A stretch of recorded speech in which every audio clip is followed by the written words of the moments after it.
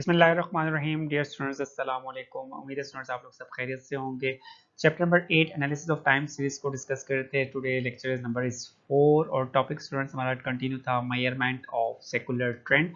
और से measurement of secular trend में हम सेकंड टॉपिक इस लेक्चर में डिस्कस करूंगा मैं, the method of semi average.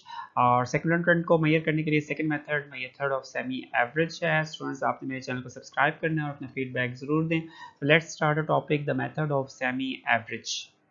The contents of this lectures are first of all students मैं explain करूंगा brief introduction about the method of semi-average। और second point मेरा exercise question 8.9 होगा जिसमें मैं calculate करूंगा trend values को by using method of semi-average। और then फिर हम लोग जो है trend values और real values की graphical presentations को भी मैं show करूंगा exercise question 8.9 पर। First of all I will explain the brief introduction about the method of semi-averages. The method of semi-averages. In this method, the data are divided into two equal parts. For example, आपके पास students एक time series data है and we have the 10 values, आपके पास 10 number of years के according y values given है। तो आप उसको दो parts में divide कर सकते हैं, दो equal parts में divide कर सकते हैं। First part is the first 5 values और last 5 values जो है वो आपका second part होगा। If the number of values is odd, either the middle value is left out or the series is divided unevenly। तो दरमियानी वैल्यू को आप छोड़ के आपके पास फर्स्ट हाफ और सेकंड हाफ उसको डिवाइड कर देंगे। जैसे फॉर एग्जांपल आपके पास 9 नंबर ऑफ वैल्यूज हैं तो फर्स्ट 4 वैल्यूज आपकी फर्स्ट पार्ट में होंगी और लास्ट 4 वैल्यूज जो है वो आपकी सेकंड पार्ट में होंगी। और जो आपकी मिडिल वैल्यू है, फिफ्थ वैल्यू है, उसको एज इट इज रहने दिया जाएगा। The average of each part is computed, then फिर हम लोग उसकी हर पार्ट की एवरेज यानी मीन को कैलकुलेट करेंगे and placed against the center of the each part. The trend values are computed using average values of the both parts। तो average values को यूटिलाइज करके हम लोग जो है वो then आगे हम लोग फाइंड करेंगे trend values को।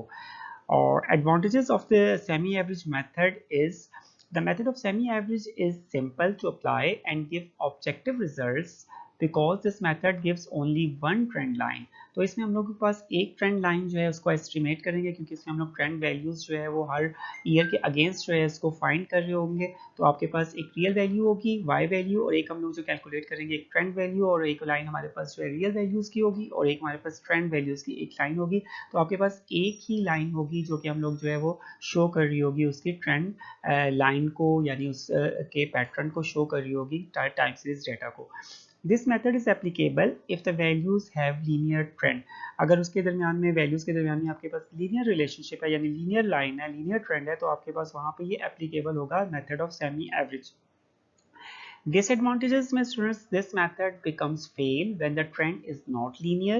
अगर not linear है तो आपके पास ये हम इस मेथड को अप्लाई नहीं कर सकते, ये फेल हो जाएगा। Further the arithmetic mean is used to find the semi averages। और इसमें हम लोग जो है मीन को यूज कर रहे होंगे सेमी एवरेजेस को कैलकुलेट करने के लिए।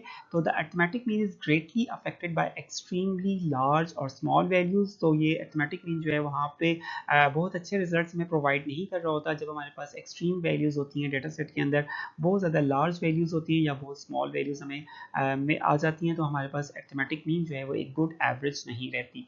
तो इसलिए यहाँ पे ये इसका एक ड्रॉबैक होगा, डिसएडवांटेज होगा। और इसके एडवांटेजेस में जो है वो आपके पास एक तो एक ये आपके पास लीनियर रिलेशनशिप होना चाहिए, लीनियर आपके पास लाइन होनी चाहिए और देन आप लोग को एप्लीकेबल होगा method of semi average. Now students I will discuss the exercise question 8.9 और हम कैलकुलेट करेंगे ट्रेंड वैल्यूज को और उस पर एस्टिमेट करेंगे ट्रेंड लाइन को। In exercise question 8.9, use the method of semi-averages to find trend values for the following data for the years 1901 to 1910 and show graphically। तो स्टूडेंट्स आपके पास नंबर ऑफ ईयर्स का डाटा है, हमारे पास 10 number of years का data given है with corresponding to Y values 1901 to 1910। और वैल्यूज हैं आपके पास 115, 120, 116, 113, 123 and so on. Last value is the 130। तो 10 नंबर ऑफ ईयर्स के अगेंस्ट जो है हम लोग कैलकुलेट करेंगे ट्रेंड वैल्यूज को using the method of semi averages और देन फिर मैं इसको ग्राफिकली शो भी करूंगा on this question. First of all students, अपने गिवन डेटा सेट को मैं राइट करूंगा कॉलम में। फर्स्ट कॉलम मेरा ईयर्स का है 1901 टू 1910 और उसके कॉरस्पॉन्डिंग हमारे पास वाई वैल्यूज गिवन है। वाई वैल्यूज आपके पास 115, 120 and so on 130। First two columns are given. First of all students, आपने इसको डिवाइड करना है अपने टू हाफ्स के अंदर, टू पार्ट्स के अंदर डिवाइड करना है। तो यहाँ पे आपके पास नंबर ऑफ ईयर्स जो हैं वो 10 है। इट मीन्स दैट कि आपके पास 10 वैल्यूज का डाटा है और number of values are even. तो आप इसको टू इक्वल पार्ट्स में डिवाइड कर देंगे। फर्स्ट पार्ट जो है वो आपके 5 वैल्यूज का होगा। तो स्टूडेंट्स यहाँ पे मैंने इसको शो कर दिया है, these are the first 5 values. इसको आपने कंसिडर करना है और देन फिर आपने नेक्स्ट हाफ जो है, नेक्स्ट आपका पार्ट जो है वो लास्ट 5 वैल्यूज का होगा 120 टू 130 और ये आपके पास नेक्स्ट हाफ होगा। दो इक्वल पार्ट्स में डिवाइड करने के बाद स्टूडेंट्स मैं कैलकुलेट करूंगा सेमी टोटल को, और सेमी टोटल जो है वो आपके पास फर्स्ट 5 वैल्यूज को ऐड करेंगे 115 प्लस 120 और प्लस 116 प्लस 113 एंड प्लस 123 और इसका आंसर आपके पास आ जाएगा 587। और देन फिर आपने इसकी एवरेज लेनी है सेकंड कॉलम के, सेकंड नेक्स्ट कॉलम के अंदर, और उसकी हेडिंग होगी सेमी एवरेज की। और फर्स्ट हेडिंग जो है वो आपकी सेमी टोटल की है। सेमी टोटल के बाद आपने नेक्स्ट हेडिंग देनी है सेमी एवरेज की, और 587 को मैं डिवाइड कर दूंगा 5 पे और आंसर मेरा आ जाएगा 117.4। ये आपके पास आंसर आ जाएगा फर्स्ट हाफ का, फर्स्ट एवरेज का। देन सिमिलरली आपने नेक्स्ट जो आपके पास नेक्स्ट पार्ट जो है 120 टू 130, इसको भी आपने फर्स्ट ऐड करके इसको मिडल में राइट करेंगे और मिडल जो है वो आपका 1908 के कॉरस्पॉन्डिंग होगा। 631 राइट करेंगे सेमी टोटल में और इसको 5 पे डिवाइड करेंगे और आंसर आपके पास आ जाएगा 126.2। तो ये दो एवरेजेस मैंने कैलकुलेट कर रही हैं दो पार्ट्स की, और इसको हम लोग यूज़ करेंगे और कैलकुलेट करेंगे नेक्स्ट हम इसमें ट्रेंड वैल्यूज़ को। और स्टूडेंट्स यहाँ पे आपके पास वैल्यूज़ के दरमियान में इंक्रीजिंग पैटर्न है। 117.4 से आपकी एवरेज जो है वो एक्सीड कर रही है नेक्स्ट पार्ट के अंदर 126.2। तो इट मीन्स डैट कि आपके पास जो है वो वैल्यूज़ के दरमियान में जो पैटर्न होगा वो आपका इंक्रीजिंग पैटर्न होगा। यहाँ से हमें जो है वो पता चल रहा है कि आपके पास वैल्यूज़ के दरमियान में इंक्रीजिंग पैटर्न है।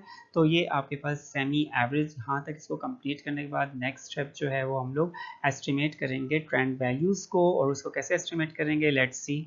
Now students, first of all I will explain the first method of estimating the trend values। और इसमें सबसे पहले मैंने कैलकुलेट की semi average of the first 5 years which is 117.4 और ये मेरे पास ईयर्स 1903 पर थी।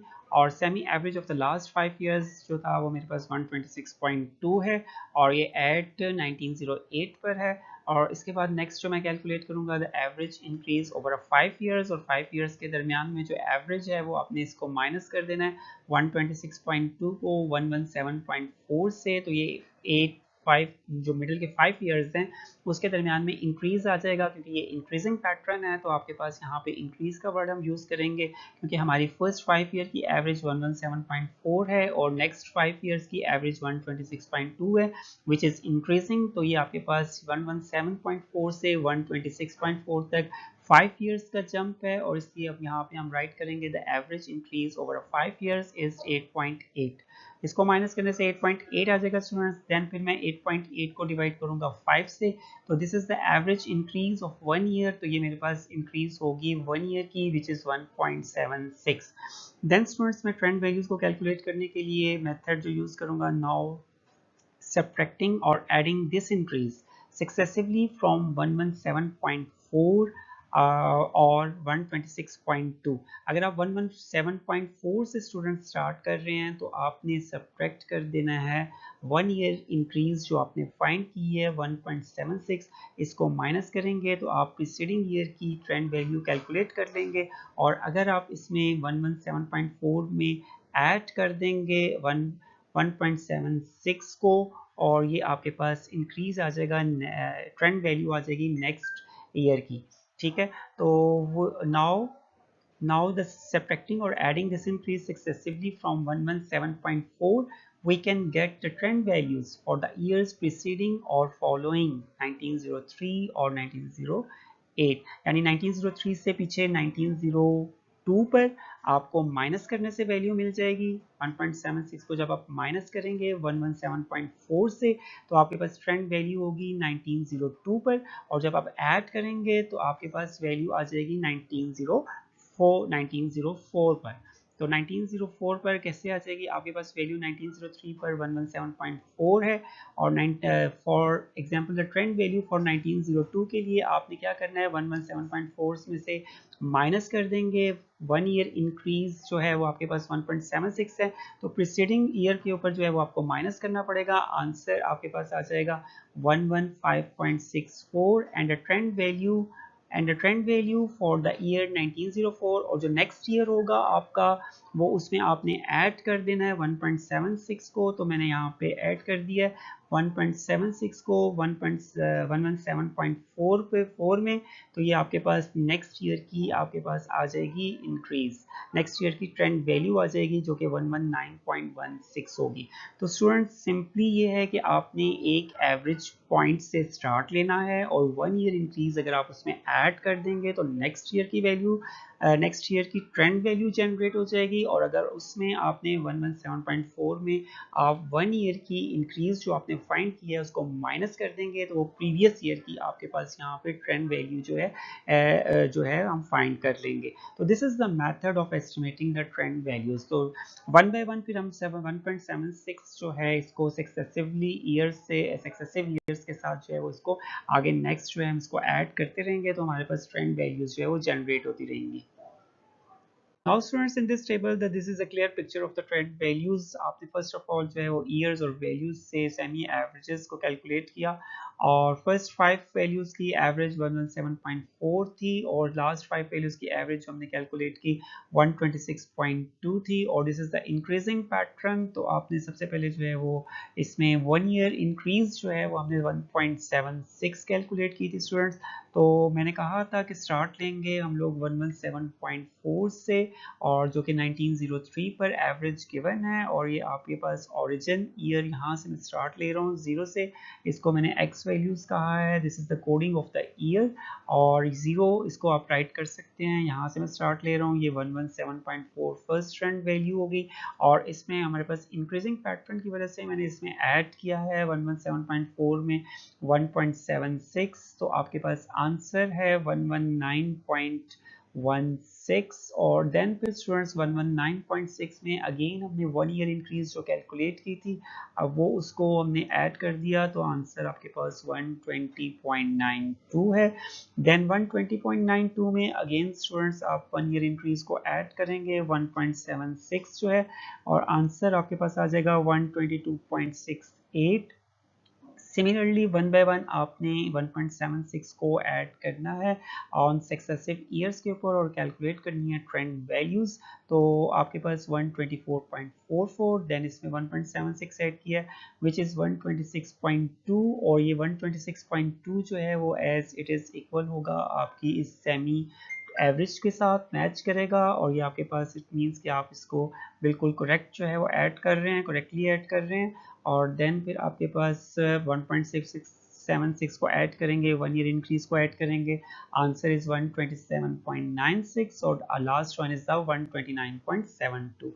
और स्टूडेंट्स मैंने बताया था यहाँ पे कि आपने 117.4 में आप सब्ट्रैक्ट कर देंगे 1 ईयर इंक्रीज जो है आप प्रीसीडिंग ईयर पे, दैट इज 1902 मेरा प्रीसीडिंग ईयर है, आंसर इज 115.64, और देन फिर अगेन आपने 1.76 को इसमें से माइनस कर देना है 115.64 से, आंसर आपका आ जाएगा 113.88। तो स्टूडेंट्स यहाँ पे हमने इस पैटर्न पे कैलकुलेट की हैं trend values 113.88, 115.64, 117.4 and so on, 129.72 is the last trend value of 1910, और ये हमने यूज़ की सेमी एवरेज मेथड को, जिसमें हमने इसमें ओवर द 5 ईयर इंक्रीज को कैलकुलेट किया और उसको 5 पे डिवाइड करके 1 ईयर इंक्रीज कैलकुलेट की, और आपने 1 ईयर जंप लगा के आपने यहाँ पे ऐड करके 1.76 यानी 1 ईयर इंक्रीज को ऐड करते गए, और हम लोग कैलकुलेट कर लिए हमने ट्रेंड वैल्यूज। तो these are the trend values and these are the real values 115.120 and last one is the 130। तो स्टूडेंट्स आपने ये टेबल जनरेट करना है इस मेथड में, जिसमें आपके पास फर्स्ट कॉलम जो है वो सेमी टोटल का होगा, then second column semi average का होगा, फिर उसके बाद आप coding of the year X use कर सकते हैं, जिसमें ओरिजिन मैंने स्टार्ट लिया 117.4, तो इसको मैंने 0 कंसिडर किया, और 1 2 3 4 5 7 6 इसके कोड कर दिया नंबर ऑफ ईयर्स को, और प्रीवियस ईयर्स को, प्रीसीडिंग ईयर्स को -1 एंड -2 ले लिया। ये आपके पास कोडिंग ऑफ द ईयर है। दिस इज एक पूरा एक कॉन्सेप्ट है, इसको हम बाद में इसको नेक्स्ट लेक्चर्स में मैं इसके आपके साथ डिस्कस करूंगा। तो देन फिर हम लोगों ने जो है 1 ईयर इंक्रीज पे को ऐड करके हमने ट्रेंड वैल्यूज को कैलकुलेट किया। तो this is the method of semi average. Students आपने इस टेबल को प्रिपेयर करना है वेरी केयरफुली। तो यहाँ पे आपके पास ट्रेंड वैल्यूज मैंने कैलकुलेट कर ली corresponding to the number of years 1901 to 1910. Now students, I will show the trend values and real values graphically. तो graphically presentation of the trend values में students आपने graph use करना है 10 by 10 boxes का after dark lines, और students title की heading देनी है method of semi averages, और जिसमें हमने number of years जो है वो आपके पास even number of years को use किया, और उसमें हमने calculate की trend values को, और years को students मैं explain करूँगा, write करूँगा ऑन x एक्सिस पे, यहाँ पे आपका ये x एक्सिस होगा, और y एक्सिस पे हम लोग y वैल्यूज़ को और साथ में ट्रेंड वैल्यूज़ को शो करेंगे और दोनों के ग्राफ्स को प्रेजेंट करेंगे। और यहाँ से हम स्टार्ट लेंगे, ये आपके पास ओरिजिन 0 होगा, और नंबर ऑफ ईयर्स जो है वो ऑन एक्स एक्सिस होंगे, और वैल्यूज़ ट्रेंड वैल्यूज़ और वैल्यूज़ दोनों जो है उनका ग्राफ जो है वो हम यहाँ पे स्केल को सेट करने के बाद यहाँ पे इसको एक्सप्लेन करेंगे।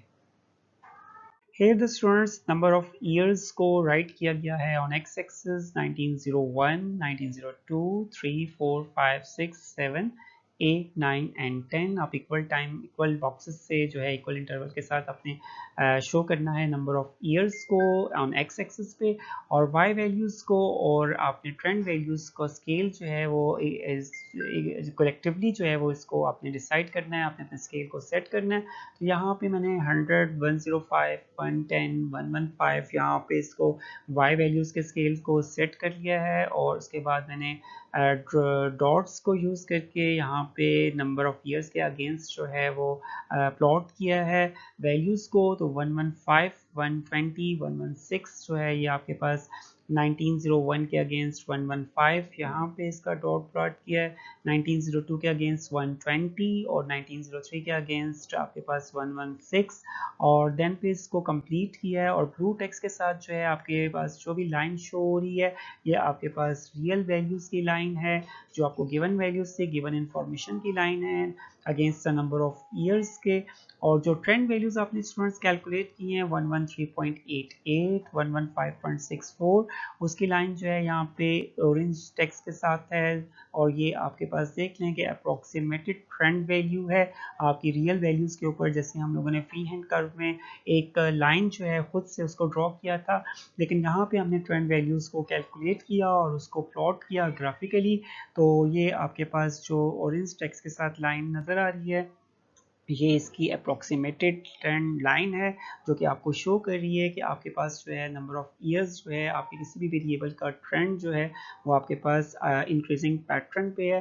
तो आपने ग्राफिकल प्रेजेंटेशन स्टूडेंट्स से आपकी ज़्यादा अच्छी अंडरस्टैंडिंग हो जाएगी। तो ये आपके पास मेथड था सेमी एवरेज का, जिसमें मैंने इसको ग्राफिकली जो है वो शो कर दिया है दोनों लाइन्स को, रियल वैल्यूज़ की लाइन्स को और ट्रेंड वैल्यूज़ की लाइन्स को।